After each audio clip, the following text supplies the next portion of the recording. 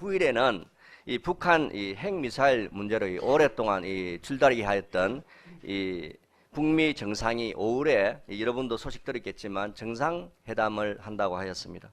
또 3월 2일에는 이 부산 해운대 이 LCT 이 신축 현장에서 이 4명의 이 작업자들이 이 사망을 하는 안타까운 이런 소식도 있었습니다. 또 지금 사회 전반에 걸쳐서 이 성추행 사건, 이 성폭행 사건으로 이 미투 운동이 이 번지고 있습니다. 참으로 한치 앞을 이 바라볼 수 없는 이 혼탁한 그런 이 상황인 것 같습니다. 이러한 이 근심과 이 시험거리가 이 많은 세상에서 이 우리 그리스도인들이 이 어떻게 하여야 이런 시험 가운데 승리하며 이렇게 이 참된 평안 가운데 안식을 누리며 이렇게 주님 원하는 그런 삶을 살 수 있는지 그 비결을 말씀을 통해 배우길 원합니다. 말씀의 제목은 예수님의 기도입니다. 예수님의 이 기도 다 함께 따라해 보겠습니다. 예수님의 기도.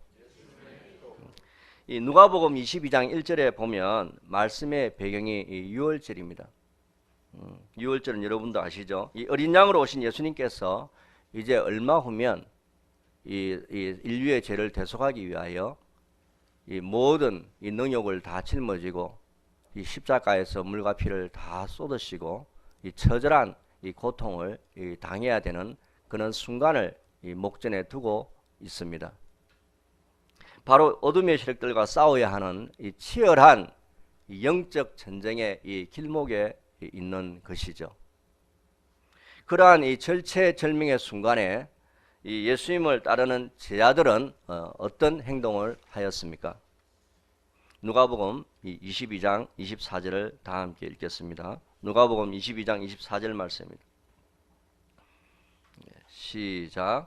그분께서 자기들 중에 누구를 가장 큰 자로 여기실까 하는 일로 그들 가운데 또한 다툼이 있으며 예수님께서는 하나님의 왕국의 이 복음 선포를 위해서 이 땅에 오셔서 자신을 부인하고 하나님의 예정하신 그 길을 하나님의 시간표대로 차근차근히 이 순종하며 이 나아가고 있는데 이 제자들은 오히려 그들의 눈이 영적인 눈이 감겨져서 예수님께서 자기들 중에 과연 누가 이 자기를 이 크게 이 큰 자로 여기실까 이런데 이 다툼이 있었던 거죠. 예, 이 도토리 키재기 하듯이 그랬던 것 같습니다. 이 마가복음 10장 45절에서는 사람의 아들이 온 것은 이 섬김을 받으려 함이 아니라 도리어 이 섬기려 하고 이 자기 생명을 많은 사람들의 이 대속물로 이 줄여 왔노라고 하였습니다.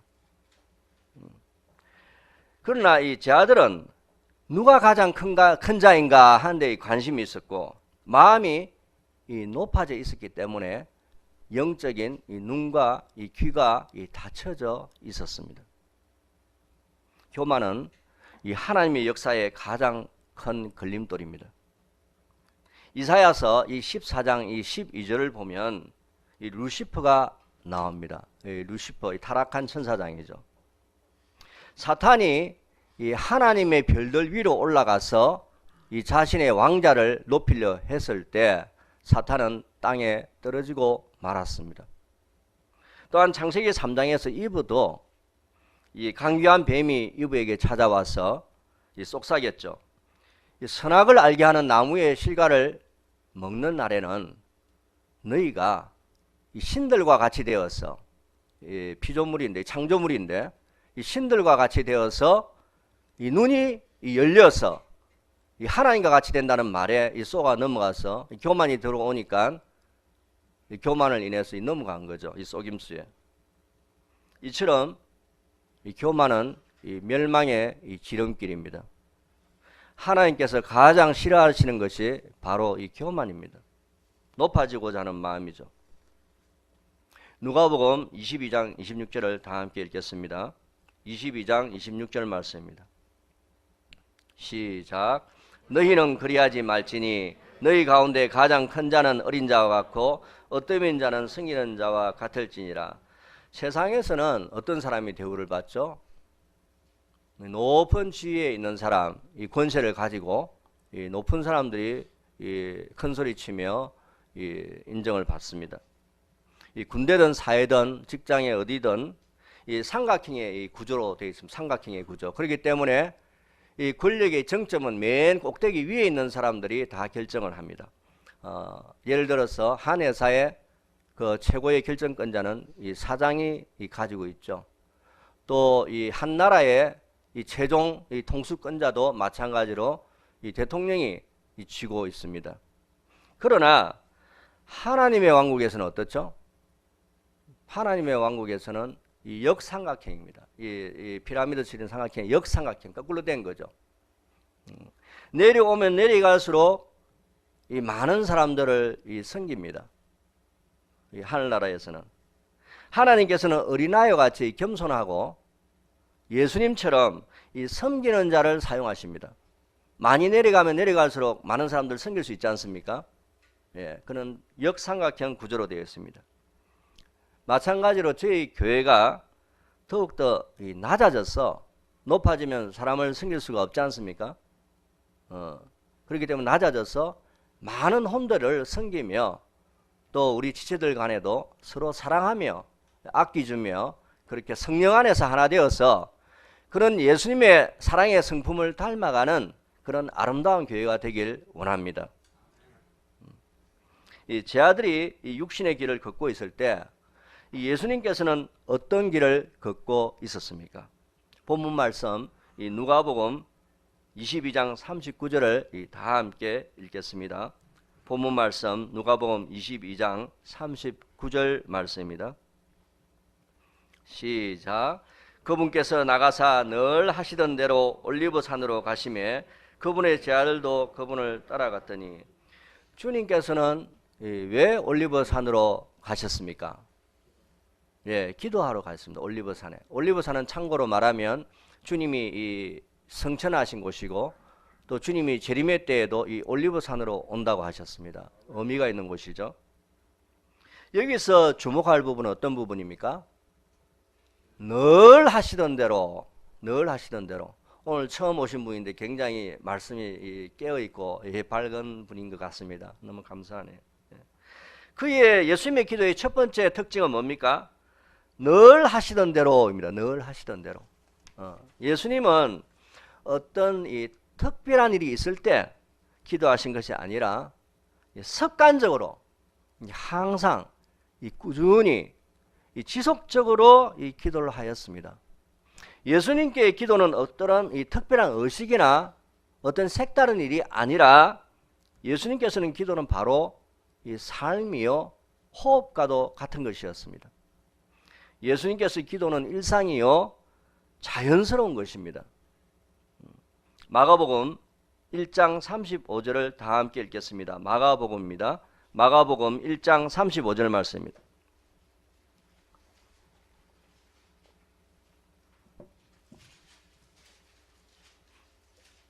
마가복음 1장 35절 말씀입니다. 다 찾았으면 한 목소리 읽겠습니다. 새벽에 시작. 새벽에 아직 날이 훨씬 밝기 훨씬 전에 그분께서 일어나 나가서 외진 곳으로 떠나 거기서 기도하시더라. 예, 누가복음 연이어서 누가복음 6장 12절 말씀도 한번 찾아보겠습니다. 누가복음입니다. 누가복음 6장 12절 말씀입니다.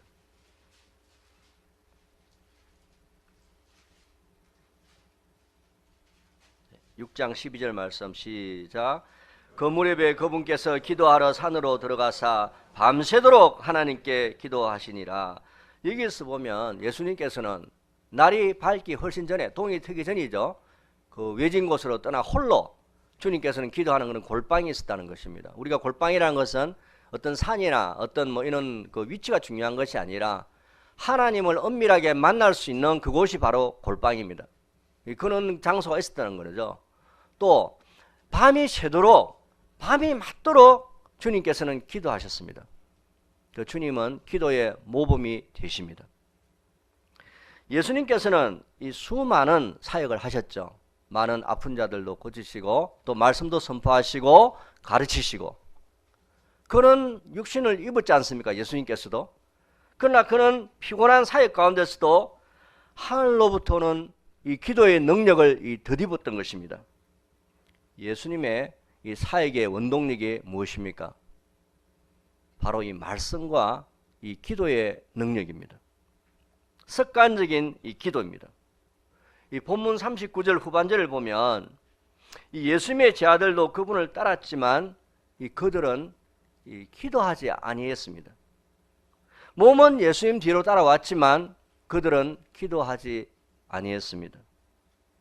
기도하지 않았기 때문에 제자들은 예수님께서 십자가의 길을 갈 때 이 한계상에 도달하니까 뿔뿔이 흩어지고 말았습니다. 시험회 때 넘어진 거죠. 33절에 보면 베드로가 어떤 말씀을 나눕니까? 어떤 말씀을 합니까? 주여, 내가 주와 함께 감옥에도 죽는 데에도 갈 각오가 되어 있나이다 라고 이는 호언장담했습니다. 그러나 예수님께서는 베드로에게 어떤 대답을 했습니까? 이날 수탉이 울기 전에 내가 나를 안다는 것을 3번 부인하리라고 말씀하셨습니다. 베드로가 볼 때는 서운했겠지만 예수님은 그거를 알으셨던 거죠. 베드로 자신보다도 예수님께서는 베드로를 더 잘 알고 있었습니다. 육신이 얼마나 연약한지를 잘 알고 있었던 거죠. 베드로는 주님께 향한 사랑과 뜨거운 열정은 있었지만 자신이 얼마나 이 무력한 존재인지를 몰랐던 것입니다. 십자가의 길은 이 기도 없이는 갈 수 없는 길입니다. 그렇습니다. 이 베드로뿐만 아니라 우리 역시도 자신의 힘으로, 자신의 의지로, 자신의 결정으로 예수님의 뒤를 따라갈 수는 없습니다. 십자가의 길을 이런 노력으로 십자가의 길을 갈 때는 반드시 한계상에 부딪히면 넘어질 수밖에 없습니다. 요한복음 6장 63절에는 살리는 것은 영이며 육은 아무것도 유익하게 하지 못한다고 하였습니다. 하나님이 이래서 육은 참으로 무익합니다. 십자가의 길은 예수님과 함께 자아가 십자가에 못 박힌 자들이 가는 길입니다. 십자가의 길은 무릎으로 기도하며 가는 길입니다. 전성에 의하면 이 야고보서의 저자 야고보가 있지 않습니까? 이분은 습관적으로 하도 기도에 몰두함으로써 그 무릎이 이렇게 단련이 되어서 이 낙타 무릎이 되었다고 합니다. 사막에 있는 동물 낙타 아시죠? 이 낙타 무릎처럼 그렇게 돼. 얼마나 기도를 했으면. 구약 인물 중에서도 이 습관적으로 기도했던 사람이 나옵니다. 다니엘서 6장 10절을 구약 말씀입니다. 다니엘서 6장 10절을 다 함께 읽겠습니다. 다니엘서 6장 10절 말씀입니다.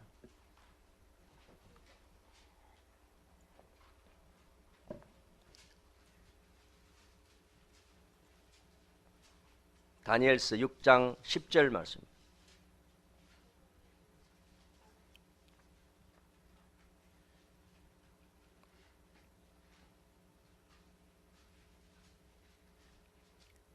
시작. 그런데 다니엘은 그 조수의 도장이 찍힌 것을 알고도 자기 집에 들어가 자기 방에서 예루살렘을 향하여 창문을 열고 전에 하던 대로 하루에 3번씩 무릎을 꿇고 기도하며 자기 하나님 앞에서 감사를 드리더라. 지금 다니엘이 처해 있는 이 상황을 보면은 이 감사할 일이 아닙니다. 왜 그렇습니까? 자기를 시기한 총리들과 이 통치자들이 이 다니엘을 죽이려고 이 음모를 꾸미고 있었기 때문입니다. 이 음모의 내용은 어떤 내용입니까? 누구든지 이 30일 동안 이 왕이 아닌 이 다리오 왕이죠. 왕이 아닌 어떤 신들에게나 어떤 사람에게 이 청혼을 하면은 기도한다는 뜻이죠. 청혼을 하면은 그 자를 잡아다가 이 사자굴에 이 쳐넣기로 이렇게 왕의 칙령을 받아서 이 도장을 찍었던 것입니다. 그 굉장히 뛰어난 영을 가졌기 때문에 그 총리들이나 통치자들이 시기심으로 이 다니엘을 틀어도 문제가 안 나니까 다니엘이 뭐 하나 했더만 하나님을 너무나 신실하게 뜨겁게 섬기니까 그걸 이제 딱 잡았던 거죠. 꼬투리로. 그래서 다니엘을 넘어뜨리고자 했던 것입니다. 이러한 이 백척간두의 이 위기의 때에 이 다니엘은 어떤 행동을 하였습니까? 10절에 보면은 방금 읽었던 10절 말씀에는 다니엘은 이 조서의 도장이 찍힌 것을 알았고 그럼에도 불구하고 자기 집에 가서 자기 방에서 예루살렘을 향하여 창문을 열고 예전과 똑같이 변함이 없습니다.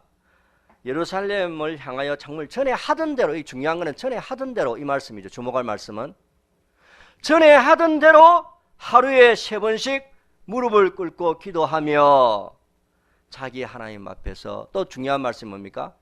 감사를 드렸더라. 감사를 드렸더라. 지금 감사할 상황입니까? 다니엘이? 감사할 상황이 도저히 아니죠. 자칫 잘못하면 이 굶주린 사자가 있는 데가 사자밥이 되는데 도저히 감사할 상황이 아닙니다. 그런데도 중요한 거는 전에 하던 대로 하나님 앞에서 무릎을 꿇고 감사를 하였더라. 참 놀라운 믿음이죠. 예. 다니엘은 조서의 도장이 찍힌 것을 알았습니다. 몰랐던 것이 아니죠. 자기를 시기한 자들의 음모라는 것도 알았습니다. 그러나 이 다리오 왕과 맞붙고 자기의 이런 것들을 곤란한 지경을 변호하려고도 하지 아니했습니다. 그럴 수 있지 않습니까? 전혀 그런 행동을 취했다는 말이 없어요. 성경에 보면은. 다니엘은 똑같이 습관적으로 전에 하던 대로 똑같이 행했습니다. 이것이 믿음이죠. 다니엘은 이 기도가 혹시 이 마지막일지도 자칫 잘못하면 사자의 입에 들어갈 수 있다는 그런 두려움으로 그런 마음이 위기감을 분명히 느꼈을 겁니다. 그럼에도 불구하고 이 목숨을 내어놓고 자기 방에서 이 대적들이 뭐 지금처럼 CCTV는 없었겠지만 대적들이 밖에서 보고 있었겠죠. 자기를 빤히 대적들이 지켜보는 가운데서도 거기 보면은 뭐 통치자들이 120명이고 총리가 2명이에요. 자기 총리 합쳐서 3명인데 그 여러 사람들이 이렇게 지켜보지 않았겠습니까? 숨어서. 그런 상황인데도 불구하고 목숨을 내어놓고 예루살렘을 향하여 창문을 열었습니다. 놀라운 믿음 아닙니까? 다니엘은 비장한 각오로 기도를 하였습니다. 다니엘은 얼마든지 어떤 생각을 할 수 있었겠습니까? 창문을 닫고 또 뭐 커튼도 좀 치고 이렇게, 그리고 또 아니면은 뭐 이불 안에 들어가서 뭐 자는 척 하면서 이불 뒤집어 쓰고 기도할 수도 있지 않습니까?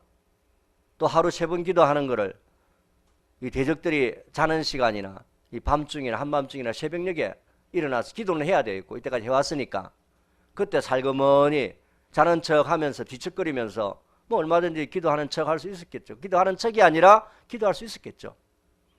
그러나 중요한 거는 다니엘은 그렇게 하지 않았다는 거예요. 이것이 중요한 겁니다. 왜 그렇습니까? 다니엘은 현실 상황에 맞추어서 편리하게 타협하거나 그런 상황 논리로 신앙생활을 한 사람이 아니었던 거죠. 상황 논리로, 상황에 따라서 플렉시블하게, 상황에 따라서 유연성 있게 뭐 이렇게 지혜롭게 한다고 했는데 그게 지혜가 아니죠. 하나님 편에서는 그렇게 하지 않았다는 거예요. 상황에 따라 내가 상황이 이러니까 그렇게 할 수밖에 없었다, 이는 합리화하는 신앙이 아니었다는 거죠. 어떻게 보면 이 절대 신앙이 가져 있었는데 상황에 동요하지 않는, 이 상황을 초월한 이는 절대 신앙을 가지고 있었던 거죠. 다른 사람들이 볼 때는 어떻습니까? 참 우직하고 참 미련스럽다, 안 그렇겠습니까? 바보같이 어리석게 뭐 그렇게까지 할 필요가 뭐가 있느냐, 다 지켜보고 있을 거 뻔히 아는데. 그럴 수 있죠, 얼마든지. 그러나 하나님께서는 어떤 상황 가운데서 타협하지 않는 그런 신실한 자를 하나님께서는 기쁘게 보시는 거예요. 그 마음의 중심을. 하나님께서는 그런 자들을 지켜주십니다. 신앙은 이 자신의 이 머리로 계산하면서 걷는 것이 아니라 신앙은 뭡니까? 말씀의 기초에서 믿음으로 걷는 거예요. 믿음으로. 말씀에 기초하는 거예요. 내가 눈에 보이는 상황의 기준에서 걷는 게 아니라 보이지 않는 하나님을 보는 것처럼 믿음으로 걷는 거예요. 그게 신앙입니다. 다니엘은 사자의 입을 바라본 것이 아니라 사자의 입보다 더 위대하시고 능력 많으신 하나님의 큰 손을 본 거예요. 그것이 믿음이에요. 오늘날에도 적용하자면 하나님의 말씀만을 붙들고 타협하지 않고 우직하게 이 성경 신자라고 그러죠. 바이블 빌리버들, 이 성경 신자들 참 보면은 주변에서 이 답답하다 하는 사람들이 참 있을 수 있습니다. 지금 시대가 어느 때인데 좀 세상 것도 좀 즐기고 좀 이 날씨도 좋은데 뭐 편리하게 예배 좀 아무데나 가서 드리면 어떠냐? 좀 공원에서도 예배 드려도 되고 뭐 요즘 뭐 또 인터넷이나 뭐 많은데, 그러나 성경적인 예배는 하나님의 말씀이 선포되고 찬양이 터져 나오는 그 가운데 성령께서 역사하시는 거예요. 우리 인간의 편리주의에 의해서 하나님 왔다 갔다 하시는 분이 아닙니다. 우리의 신앙의 기준은 하나님에게 있지 사람에게 있는 것이 아니에요. 하나님은 이런 신실한 자들을 찾고 경배받기를 원하시는 겁니다. 어떻게 합니까? 시대가 지냈는데 매일매일 뭐 말씀 기도하고 그렇잖아요. 그 오래된 뭐 유대인들이 보는 뭐 오래된 그런 성경책을 가지고 고리타분하게 뭐 적당하게 하지 뭘 그걸 100% 지키고자 하느냐. 뭐 지혜롭게 하자. 뭐 요즘 세상이 어떤데 뭐 좀 어울리면서 뭐 와인도 마시고 뭐 좀 뭐 어울리면서 좀 세상에 가서 좀 뭐 저쪽 장로도 그러고 뭐 어디 집사도 그러고 이런데 뭐 같이 좀 이렇게 하면 어떠냐 뭐 이런 거죠. 뭐 다. 예. 그래야 뭐 세상에 잘 좀 동화돼서 좀 지혜롭게 사는 것처럼 뭐 너도 좀 무리 없이 뭐 그래 살지 않겠느냐 뭐 이런 거 아니겠어요? 그러나 마태복음 6장 24절에 뭐라 합니까? 한 사람이 두 주인을 섬길 수 없나니 하나님과 만몬을 겸하여 함께 섬길 수 없다라고 합니다. 그러므로 하늘과 땅은 없어지겠으나 하나님의 말씀은 1.1핵도 없어지지 아니합니다. 마지막 그리스도의 심판석 앞에서 우리는 이 말씀 앞에 낱낱이 회개보고할 때가 올 것입니다. 이 말씀, 이 예수 그리스도, 이 그리스도의 심판석을 우리가 바라봐야 하는 거예요. 사람들의 눈앞이 아니라 이 말씀이 우리를 저울질하고 이 말씀이 구원은 은혜로 받지만 상급은 은혜로 받는 것이 아닙니다. 이 말씀의 기준에 따라서 우리가 주님께 상급을 받을 겁니다. 면류관 5개가 있지 않습니까? 관 5개. 우리가 기다리고 있는 겁니다. 본문 말씀 40절, 41절을 다 함께 읽겠습니다. 본문 말씀 40절, 41절 말씀입니다.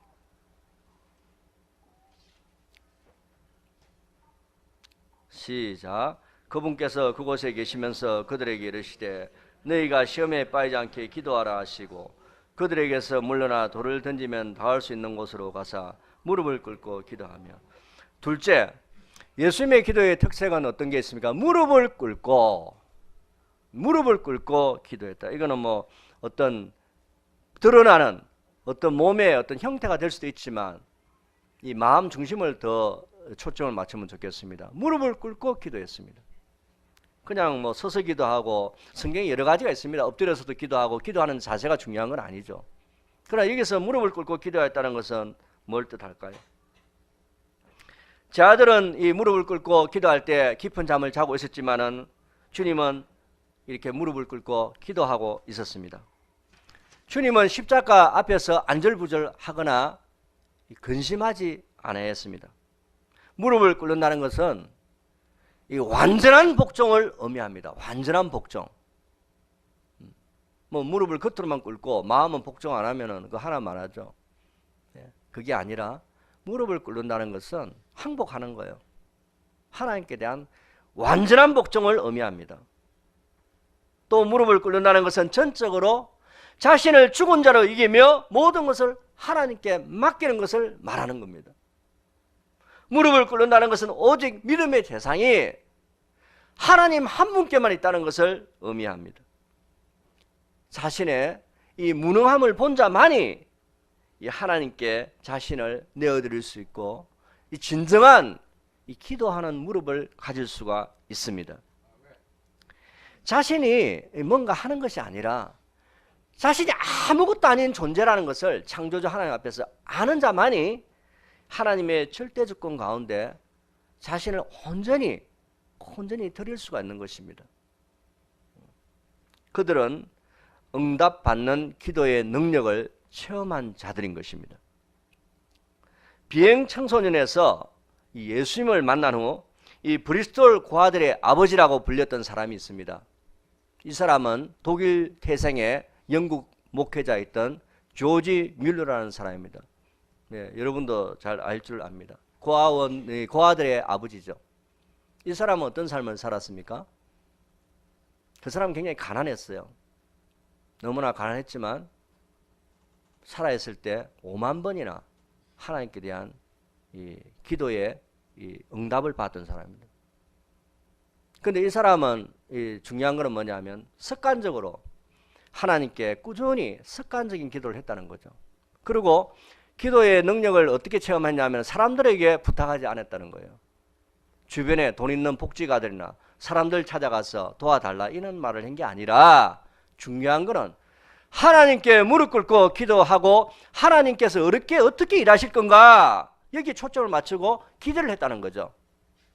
그래서 5번째 이 고아원을 지을 때까지 1만 명의 고아들을 돌보았습니다. 참 놀라운 일 아닙니까? 아무것도 없는 사람이 살아있는 하나님을 직접 체험한 겁니다. 그 내용을 보면은 이 사람들이 기도할 때 그냥 한 게 아니라 이제 회개하는, 하나님과 관계가 단절되면 안 되니까 깨끗한 그릇으로 되기 위해서 회개하는, 죄를 없애고 이 뜻이 과연 하나님의 뜻에 맞는가, 이걸 굉장히 초점을 맞췄다는 거죠. 내가 기도하는 게 내가 정욕에서 구해서 하는 게 아니라 이 기도가 과연 하나님이 기뻐하시는 기도인가, 여기에 초점을 맞췄다는 거죠. 이분의 기도가 참 놀라운 기도의 사람입니다. 5만 번이면 뭐 엄청난 기도의 응답을 받은 거 아니겠습니까? 그런데 우리가 겉으로 드러나는 5만 번이 중요한 것이 아니라 그 본질이 중요한 거죠. 그 기도의 본질. 우리가 이런 기도의 사람이 되기를 원합니다. 사방팔방인 막피에서도 하늘 문은 항상 열려 있습니다. 예, 기도는 기적을 낳습니다.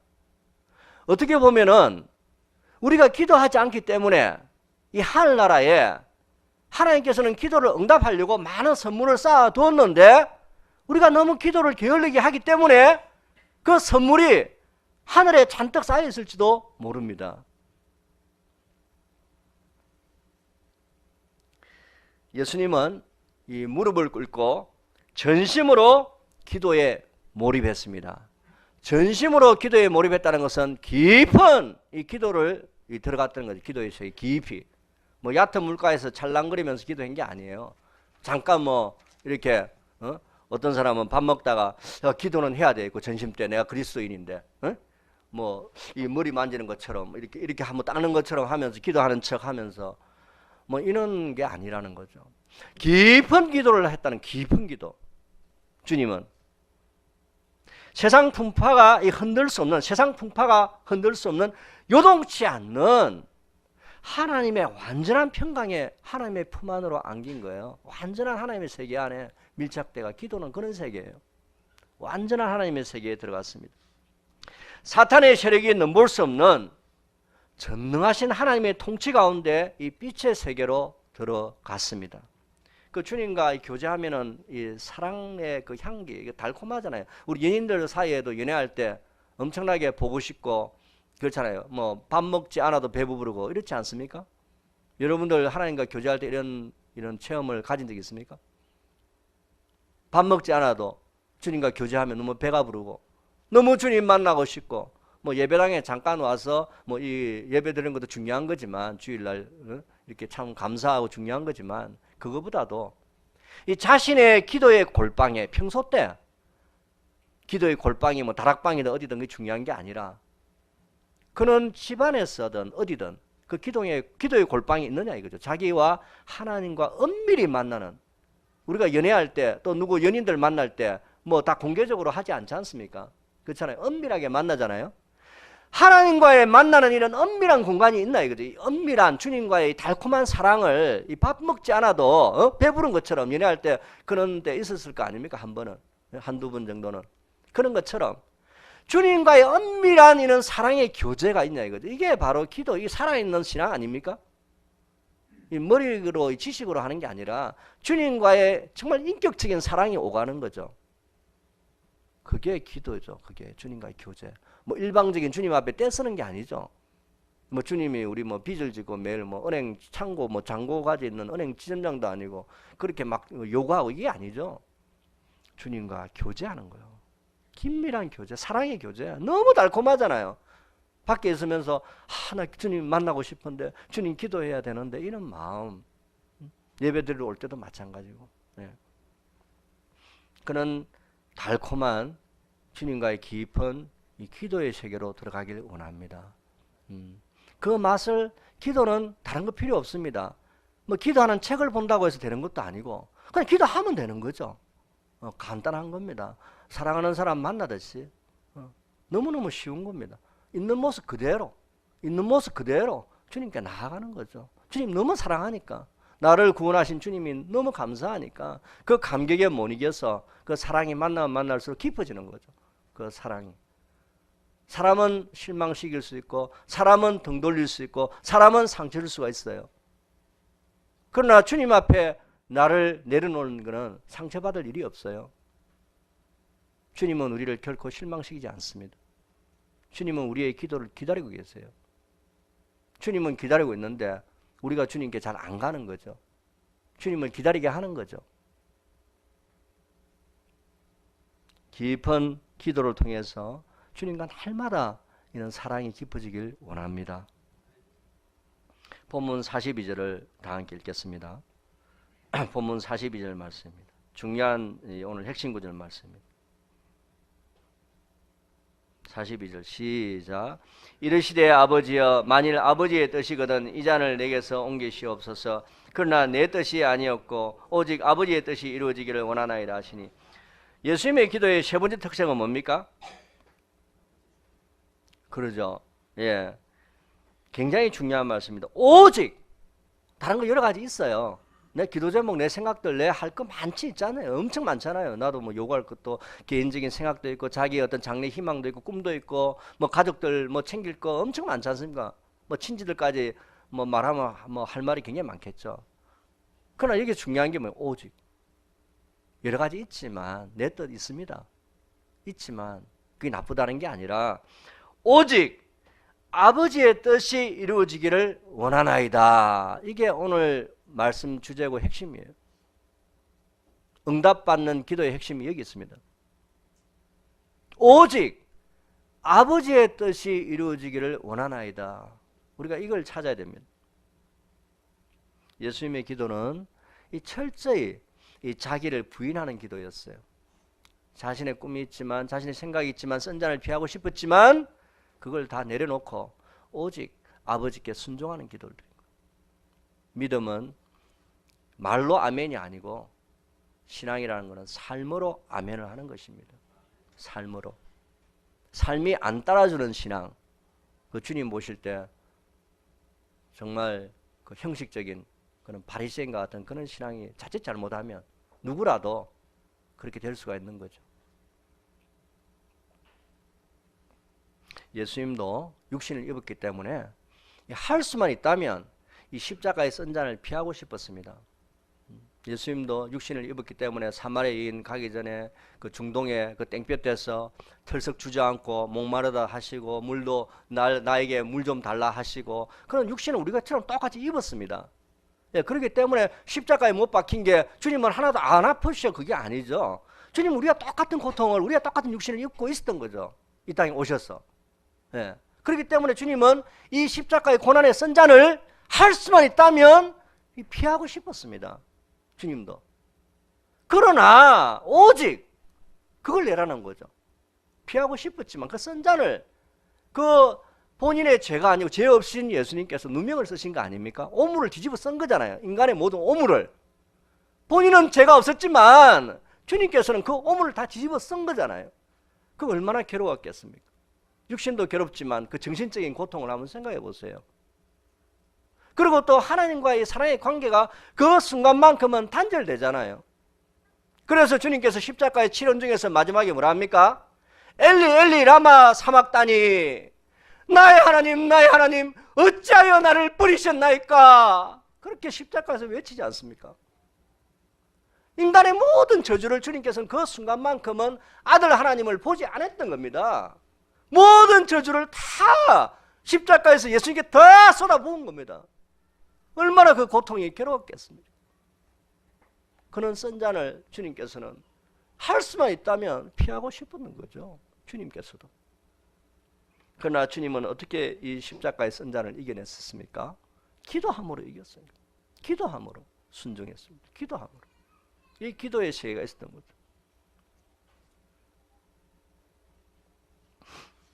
기도했기 때문에 주님은 어린 양의, 그 이사야서 53장의 어린 양 있지 않습니까? 이사야 53장 예언의 말씀 있잖아요. 털 깎는 자 앞에서 잠잠한 양같이. 주님이 능력이 없어서 십자가에 달리신 게 아니죠. 능력이 없어서. 주님이 아무 힘이 없어서 달린 게 아니지 않습니까? 아버지 하나님의 그 예언을 성취하기 위해서 어린 양으로, 초림 때는 어린 양으로 오신 거죠. 이제는 재림 때, 올리브산에 오실 때는 왕의 왕으로 오십니다. 재림의 주로, 왕의 왕으로, 뭐 베이비로 오시는 게 아니에요.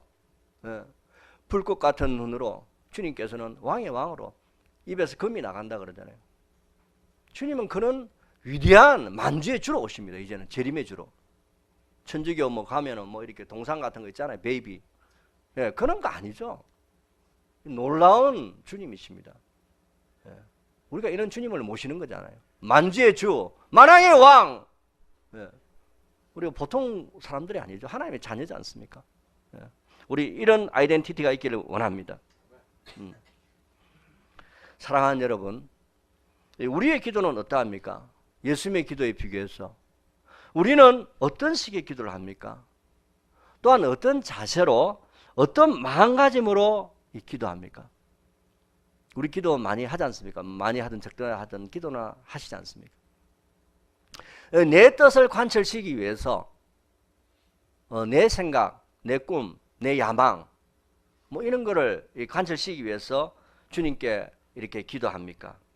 아니면은 그분의 뜻을 묻고 그분께 너무나 주님이 사랑하고 너무나 그분이 감사하고 이 구원의 감격 때문에 너무나 귀한 분이기 때문에 그렇게 주님과 교제하기 위해서 기도합니까? 내 뜻대로 구하였던 것이 응답되지 않으면 아, 주님께서 주무시는갑다. 아, 주님께서 나를 사랑하지 않은갑다. 내 뜻대로 구했는데 주님이 기도가 드리면 혹시 실망하고 주님을 원망하지는 않습니까? 기도 응답이 없을 때 다른 사람은 기도 응답을 조지 물러 같은 사람은 뭐 5만 번이나 받았다는데 나는 5만 번도 아니고 5천 번도 못 받는 것 같은데 뭐 이렇게 생각하지는 않으세요? 그렇지 않습니다. 은혜로우신 하나님께서는 우리 작은 신음에도 다 응답하시는 분입니다. 주님은 다 듣고 계십니다. 하나님께서는 자신의 자녀들에게 무엇이 필요한지, 이 가장 좋은 것이 무엇인지 알고 계시며 우리가 구하지 않은 것조차도 주님께서는 이미 예비하고 계시는 분이십니다. 그러나 이 주님께서는 주님의 때가 있습니다. 이 사랑의 자녀들을 그냥 주는 게 아니라 연단하는 훈련 기간이 있다는 거죠. 아기가 있는데 아기 태어나자마자 아빠 나 뭐 한 초등학교도 안 들어갔는데 나 뭐 핸드폰 스마트폰 사줘. 나 뭐 총 갖고 싶어. 총 사줍니까? 아, 저기 있는 거 좋은 칼이 있는데 아이고 뭐 이렇게 나 칼 하나 사줘. 사주지 않잖아요. 사고 날까 봐. 아, 때가 있다는 거죠. 하나님의 때. 예. 우리가 그거를 이제 잘 이렇게 잊을 수가 있는 거죠. 하나님 때가 있습니다. 하나님은 중요한 거는 뭐냐면은 우리는 하나님으로부터 오는 선물을 받고자 해요. 무슨 말이냐 하면은 애가 아빠를 찾아왔는데 이 아빠를 좋아해서 아빠의 관계, 이 아빠가 편안하고 아빠가 너무 자기를 낳아주고 이렇기 때문에 사랑의 관계 때문에 아빠를 찾는 게 아니라 그런 애는 없겠지만 이 아빠가 자꾸만 뭐 사탕도 주고 뭐도 주고 이래 하니까 그것 때문에 만약에 한다면 그 정상적인 관계는 아니겠죠. 하나님은 이런 거죠. 우리가 하나님부터 뭐 받는 것보다도 하나님 자신을 주시고자 합니다. 이것이 중요한 겁니다. 하나님 자신을. 왜 그렇습니까? 하나님 자신을 준 거는 모든 것을 사실은 다 가진 자예요. 우리 시편 23편에 있는 것처럼 여호와는 주님은 나의 목자시니 주님은 나의 목자시니 이렇게 하면은 다 이렇게 해결된 거 아니에요? 주님이 나의 목자인데 주님이 나를 먹이시고 푸른 초장으로 실만한 물가로 인도하시는데 다 이미 정리된 거죠. 다. 근데 주님을 주셔야 되는데 우리는 주님을 바라봐야 되고 주님을 얻고자 해야 되는데 중요한 거는 주님이 아니라 주님으로부터 오는 그 무엇을 자꾸만 생각하는 거죠. 이제 본질이 빗나가는 거죠. 기도의 본질이. 우리는 주님을 얻어야 돼요. 주님을. 뭐 금방 되는 건 아니죠. 뭐 훈련을 하시죠. 주님이 어쨌든. 금을 재련하듯이 주님이 훈련하십니다. 자녀들을. 히브리서 말씀도 있잖아요. 계속 하나님께서 그 연단하십니다. 사랑하는 자를 징계하시고 책짓질 하시고 목자가 어디 엉뚱한 데 가면은 목자가 이렇게 막대기로 치지 않습니까? 이리 오라고. 그렇잖아요? 여러분 뭐 살다 보면 그런 경험 하는지 모르겠지만 이렇게 어디 엉뚱한 데 가면은 빠져 죽으니까 목자가 또 가서 이렇게 건지내고 채찍질하고 막대기로 때리고 이러잖아요. 그런 주님의 보호하심이 있는 겁니다. 훈련이 있다는 훈련. 우리가 아직 기도 응답을 받지 못하는 이유는 우리가 잘못 구하기 때문에 정욕이 쏠려고 잘못 구하기 때문에 응답을 받지 못하는 것이고요. 첫 번째는. 두 번째는 우리가 아직 받을 만한 그릇이 못 되기 때문에 주님이 부어줄려 해도 부어줄 수가 없는 거예요. 우리가 그릇이 안 되니까. 하나님은 깨끗한 그릇을 쓰시거든요. 우리가 커피 한 잔을 먹더라도 뭐 안에 오물이 있는데 뭐 종이컵이나 뭐 이렇게 그릇에 담지 않지 않습니까? 하나님은 깨끗한 그릇을 쓰십니다. 그 그릇에 하나님은 담기를 원하시는 거죠. 예를 들어서 이 아브라함 같은 경우는 어떻습니까? 이 훈련 기간이 아브라함 75세 때 갈대아 우르 우상 숭배하는 갈대아 우르에서 하나님 불러내셨죠. 75세 때. 그런데 아브라함이 한두에 있다가 바로 아들 이삭을 줬습니까? 25년 동안 하나님 훈련하셨어요. 그렇잖아요. 100세 때 25년 동안 아브라함에게는 그 기간이 하나님의 훈련 학교가 있었던 겁니다. 아브라함이 갑자기 믿음의 조상이 된 게 아니에요. 뭐 자다 일어나니까 나는 갑자기 신앙이 뭐 업그레이드 돼가지고 이렇게 됐다 이게 아니죠. 한 걸음 한 걸음 한 걸음 한 걸음 주님께서 인도하심이 있었던 겁니다. 근데 아브라함이 어디까지 성숙했습니까? 나중에는 모리아산에서 아들 이삭까지 모리아산에서 진짜 제물로 바치잖아요. 이삭이라는 거는 아브라함이 죽는 것보다 더 고통스러운 거예요. 어떻게 보면은 아브라함 자신이 죽는 게 낫지 그 아들을 그 100세 때 얻은 아들을 그 모든 것을 다 바치라는 거예요. 그거는 그거를 갖다가 하나님께 요구할 수준까지 올라간 거죠.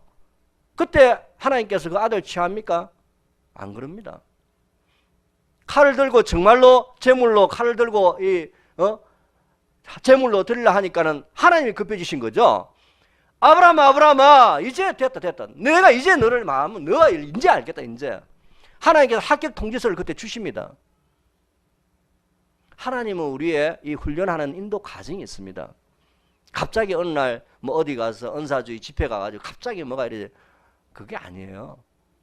믿음이라는 것은 한 걸음 한 걸음 습관적으로 꾸준히 말씀과 기도로 하나하나 쌓아갈 때 하나님께서 인생 책찍과 사람 막대기를 통하여 하나님께 우리를 연단하시고 성장시켜 주시는 거예요. 사라에게는 어떻습니까? 90세 사라가 경수가 끊겼는데 기적이 일어났습니다. 이삭의 뜻이 웃음이라는 거잖아요. 웃음. 그죠? 하나님은 어떤 하나님입니까? 인간이 아무런 가능성이 없다고 생각했을 때 그 인간의 마지막이 하나님의 시작인 것입니다. 인간의 마지막이에요. 하나님은 하나님의 영광을 사람에게 넘겨주지 않습니다. 이스라엘 백성의 지도자였던 모세도 예외가 아닙니다. 모세가 40년 동안 궁중생활을 하고 이제는 좀 컸어요. 자기 이제 동족들이 뭔가 이렇게 해꾸질하고 하니까 이제 죽였죠. 애굽, 그죠? 이집트에. 그러다가 어떻게 됩니까? 살인자요, 도망자가 되죠. 자기는 하나님 일을 한다고 했지만 결국에는 하나님의 쓸 수가 없었던 자였습니다. 모세가 40대에는. 그렇잖아요. 그때는 모세가 80대 주님께서 하나님의 산 호렙에서 불렀는데 그렇게 나는 말도 어눌하고 하나님 나 같은 사람은 어떻게 부르셨나요? 이렇게 하잖아요. 40대에 불렀으면 절대 모세가 그렇게 말할 사람이 아니에요.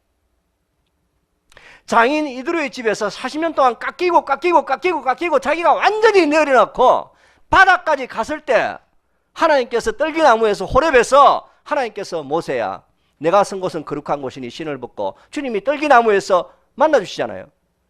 그러니까 나 같은 사람을 어떻게 쓰느냐.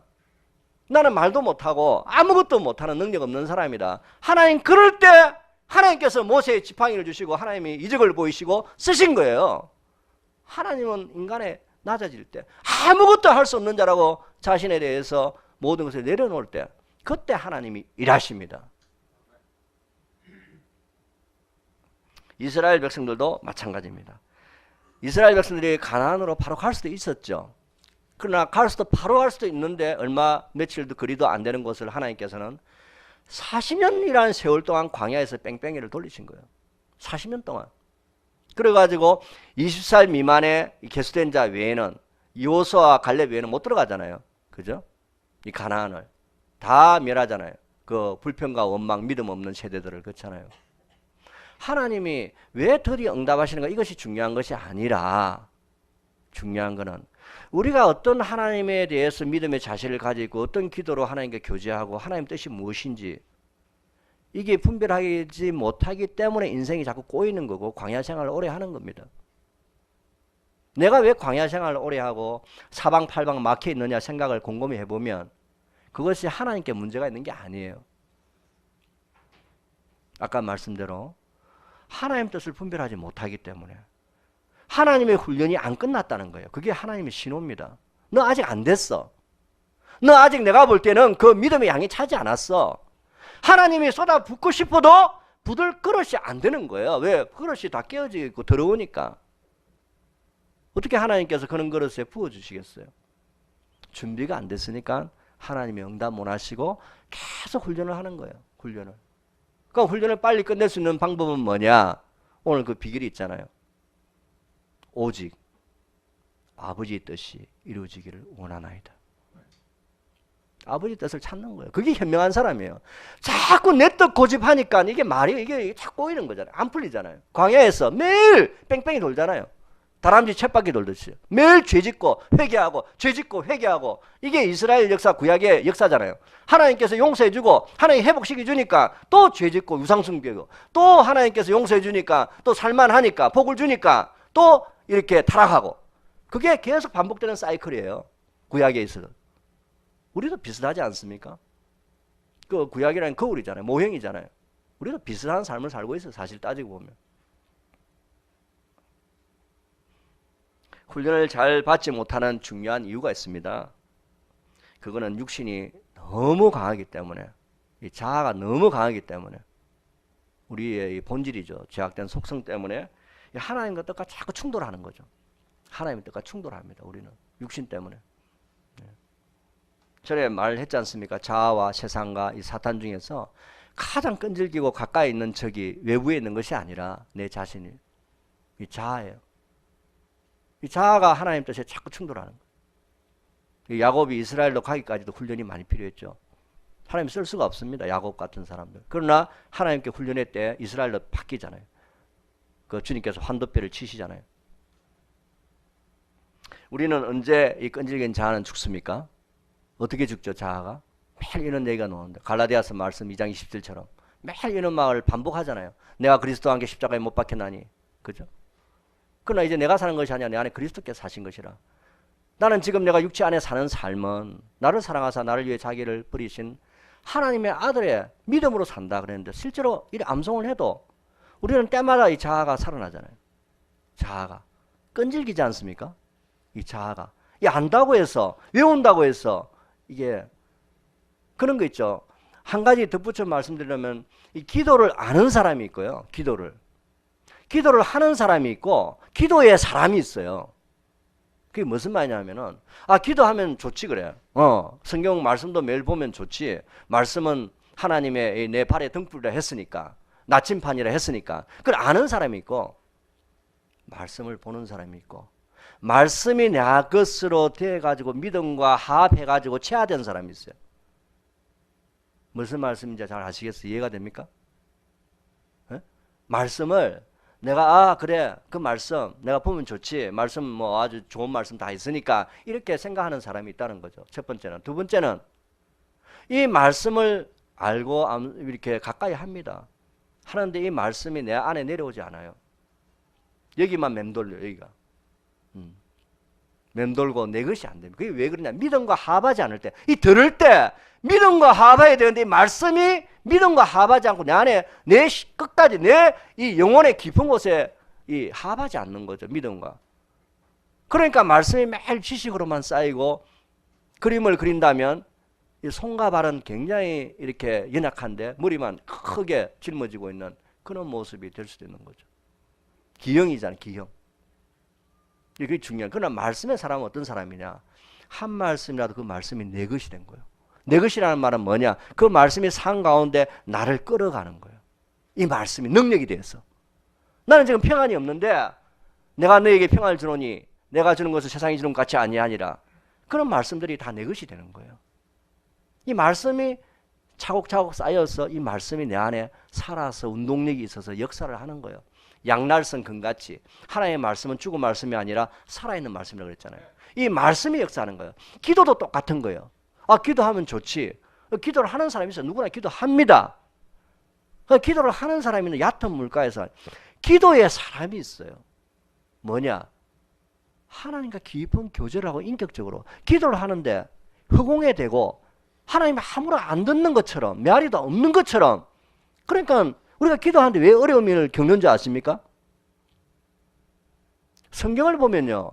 내가 오늘 여호수아기까지 읽었네. 신명기 몇 절 읽었네까지 보여요. 보이지 않습니까? 요한복음 몇 장 읽었네. 보입니다. 그잖아요. 그런데 기도는 보이지 않아요. 기도 봤습니까? 시간 잴 겁니까? 오늘 몇 시간 기도했네. 이만큼 하면 됐네. 뭐 이렇게 하는 수도 있겠죠. 그게 하나의 기도의 어려움이에요. 말씀은 이렇게 하면 암송할 수도 있고 묵상할 수도 있고 뭐 어떻게 교제할 수도 있습니다. 형제지간에도. 그러나 기도는 남이 안 보여요. 골방에서 하는 거예요. 그래서 예수님께서도 골방에서 기도하라고 했잖아요. 뭐 거리에서 뭐 대표기도 이런 게 아니고 뭐 실제 뭐 남을 보이기 위해서 이게 아니라 기도는 은밀한 거예요. 왜?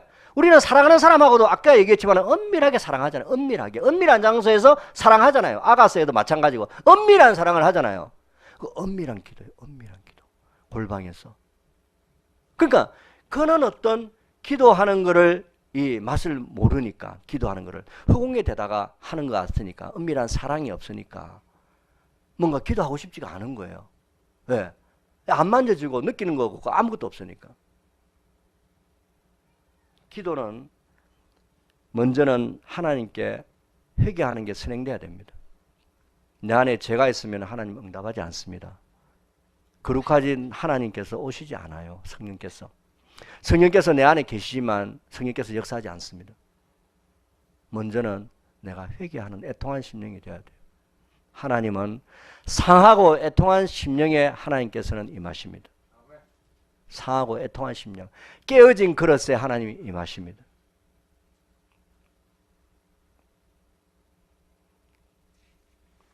우리의 이 자아는 이렇게 하나님을 이렇게 대적하지만 대신 우리에게는 희망이 있습니다. 어떤 말씀입니까? 로마서 8장 26절에 어떤 말씀이 있습니까? 이와 같이 성령께서도 우리의 연약함을 도우시나니, 우리의 연약함을 안다는 거죠. 하나님께서. 그렇기 때문에 보혜사 성령께서 와 계신다는 거죠. 우리 힘으로 가기에는 어렵습니다. 성령께서 우리를 연약함을 도우시나니 우리가 마땅히 기도할 바를 알지 못하나 어떤 기도합니까? 성령께서 말할 수 없는 탄식으로 우리를 위해서 중보하신다 이렇게 하십니다. 말할 수 없는 탄식으로 이런 기도를 해보셨어요? 성령께서 말할 수 없는 탄식으로 내 안에서 기도한다. 성령에 이끌림 받은 기도예요. 처음에는 본인이 기도하고 내가 내 입으로 기도를 하지만 내 요구사항이나 하나님 앞에 간청을 물론 나쁜 거 아니죠. 애들이 뭐 처음 크자마자 뭐 그렇게 성숙한 기도를 합니까? 애들이 크자마자 뭐 엄마 도와줍니까? 기도도 단계가 있는 겁니다. 처음에 뭐 애 태어나면은 막 이렇게 기지개 갈아주고 엄마 아빠 뭐 땡깡 뿌리고 매일 달라만 하잖아요. 초등학교 갈 때까지도 계속 그러잖아요. 근데 중학교 고등학교 가면 어떻습니까? 엄마 뭐 좀 도와줄 거 없어? 아빠 뭐 이번에 내 용돈은 이만 해도 되겠다. 뭐 좀 애가 좀 뭔가 좀 조금은 그래도 도움이 되는 대견스러운 그런 얘기를 하잖아요. 처음에 뭐 초신자 처음에 뭐 이렇게 예수님 믿고 나자마자 뭐 이런 기도가 나오기는 어렵겠죠. 그렇게 하는 건 나쁘지 않습니다. 구하라 했으니까 찾으라 했으니까. 그러나 지금 말씀드리는 것은 기도의 본질은 정말 우리가 기도 응답을 받기 위한 것을 말하는 거예요. 정말 기도 응답을 받기 하나님 뜻을 구하는 거죠. 우리는 성령님께 자신을 처 복종시키고 하나님의 뜻이 이루어지기를 기도해야 합니다. 끈질긴 육신은 예수님의 겟세마네 기도처럼 철저히 이 죽음에 넘겨질 때 비로소 하나님의 뜻이 이루어질 것입니다. 사탄은 지금도 왕성히 활동하고 있습니다. 사탄은 어떻게 속삭입니까? 교회도 다니고 헌금도 하고 예배도 드리고 전도도 하고 교제도 하라. 그러나 기도하지는 마라. 기도를 하더라도 얕은 물가에서 하듯이 그렇게 해라. 너무 깊은 그런 기도를 하지 마라. 사탄이 왜 이렇게 기도를 방해하는 줄 아세요? 왜 기도하는 시간을 뺏고 그런지 아세요? 사탄은 영적인 존재이기 때문에 기도의 능력을 압니다. 영적인 존재이기 때문에. 기도를 하면 천사들이 도와준다고 그랬지 않습니까? 이 본문 말씀에. 천사들이 도와주고 하나님의 손이 움직이고 하나님의 임재 가운데 하나님의 하늘 문이 열리고 하나님이 역사하는 걸 사탄은 알아요. 그래서 사탄은 기도하는 사람을 가장 두려워하는 것입니다. 조지 물류가 뛰어나서 그렇게 사는 게 아니라 기도하는 사람이기 때문에 하나님이 귀하게 쓰신 거예요. 하나님의 사람은 곧 기도하는 사람입니다. 이 세상에서 가장 귀한 손이 어떤 손입니까? 기도하는 손이요. 이 세상에서 가장 강한 무릎이 굳은 살이 베낀 낙타 무릎이요. 이 세상에서 가장 아름다운 발이 복음 전하는 발입니다. 믿습니까? 기도하지 않는 자는 영적으로 소경이요. 살아있으나 영적으로 볼 때는 죽은 자와 똑같은 것입니다. 왜? 호흡하지 않으니까. 우리가 지금 코를 막든지 그냥 숨을 안 쉬든지 해서 10분만 여기서 숨 쉬지 말고 있는 분 계세요? 안 되잖아요. 마찬가지로 기도는 호흡이에요. 기도하지 않는다는 것은 곧 주님과의 교통이 끊겼다는 거예요. 호흡하지 않기 때문에 죽었다는 거죠. 기도는 호흡입니다. 본문 44절을 다 함께 읽겠습니다. 본문 44절 말씀입니다. 시작. 그분께서 고뇌에 차서 더욱 간절히 기도하시니 그분의 땀이 큰 핏방울 같이 되어 땅에 떨어지더라. 넷째로 이 주님의 기도의 특징은 이 간절한 기도입니다. 간절한 기도. 이게 눈에 들어오잖아요. 간절히 기도하시더니 합니다. 간절히. 예수님은 대충 형식적인 기도를 한 것이 아니라 절박하게 간절히 허리가 끊기는 것처럼 몰입해서 전폭적인 기도를 했습니다. 엄청나게 힘을 쏟았으면 오죽하면은 이 땀방울이 핏방울처럼 뚝뚝뚝뚝 땅에 떨어지듯이 큰 핏방울처럼 떠있다 그랬지 않습니까? 이런 기도를 했겠습니까? 뭐 운동한 것도 아닌데 그렇잖아요. 무릎 꿇고 기도하는데 이 땀방울이 핏방울처럼 땅에 떨어졌다고 했습니다. 혼신의 힘을 쏟아 부은 거죠. 자신의 몸이 촛밀처럼 녹아질 정도로 기도를 했습니다. 사랑하는 여러분, 겟세마네라는 뜻이 뭔지 아세요? 겟세마네.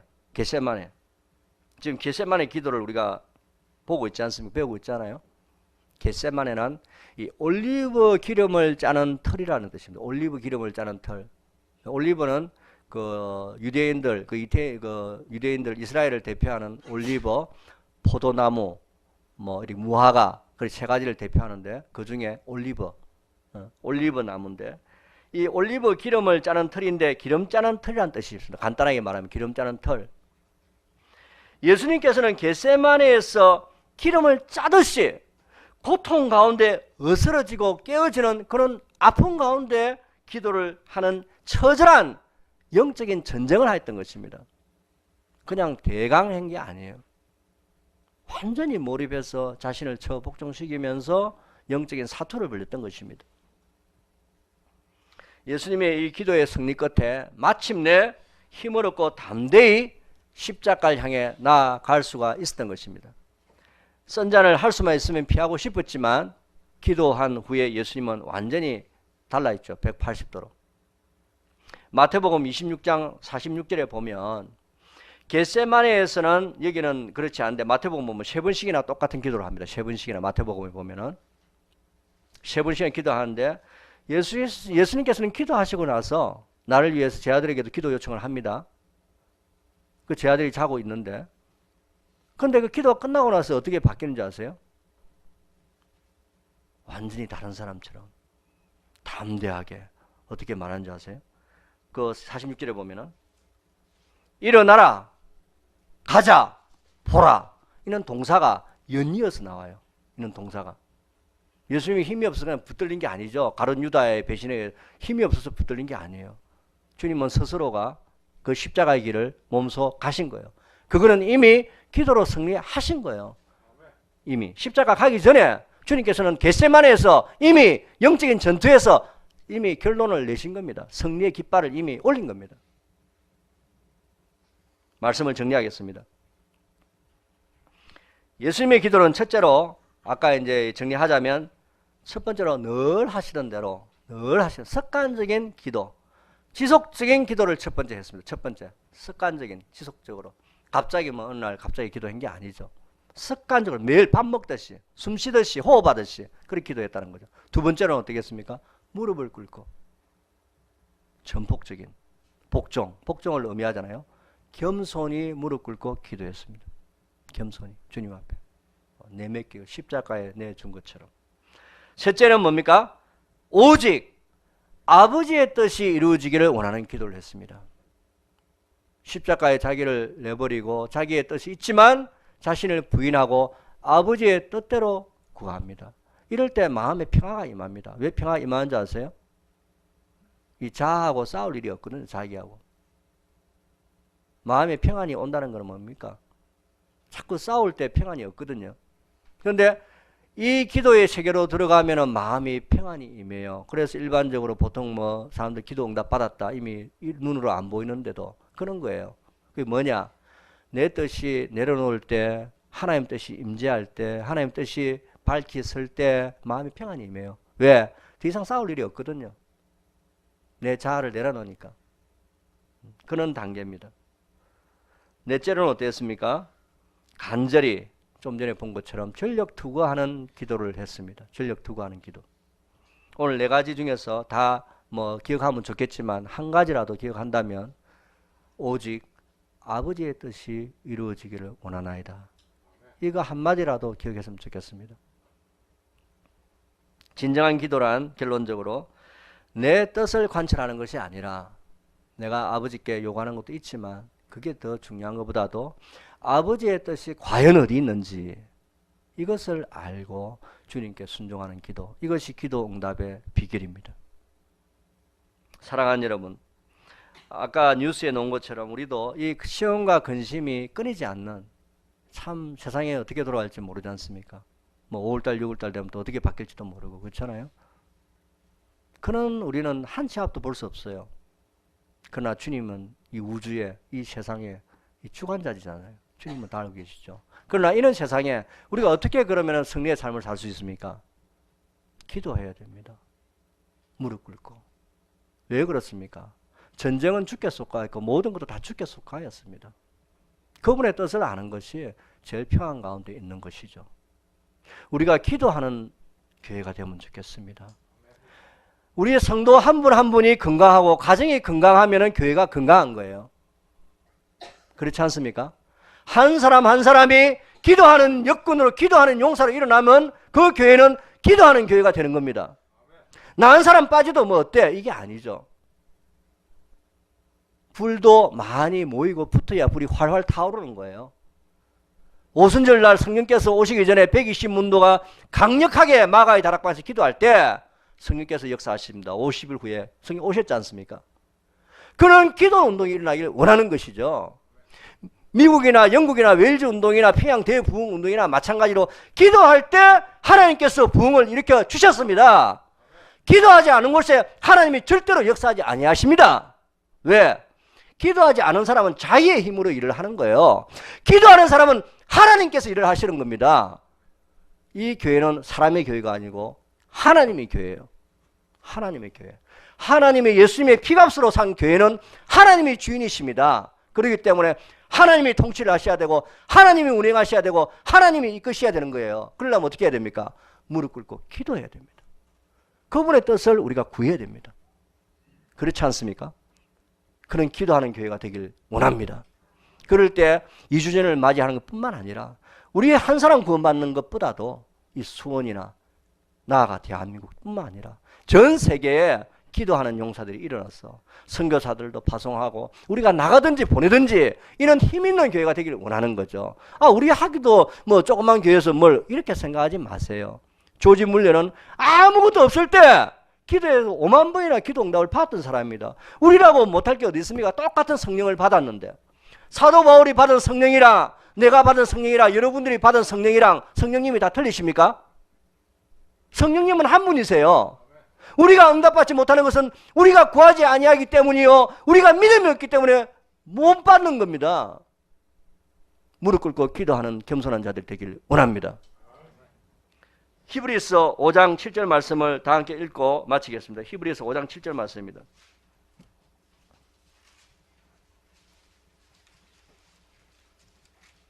히브리서 5장 7절 말씀입니다. 시작. 그분께서는 친히 육체로 거하던 때에 자기를 사망으로부터 능히 구원하실 분에게 강렬한 부르짖음과 눈물로 기도와 간구로 드렸었고 또 친히 두려워하셨으므로 하나님께서 들으셨느니라. 네, 기도하겠습니다.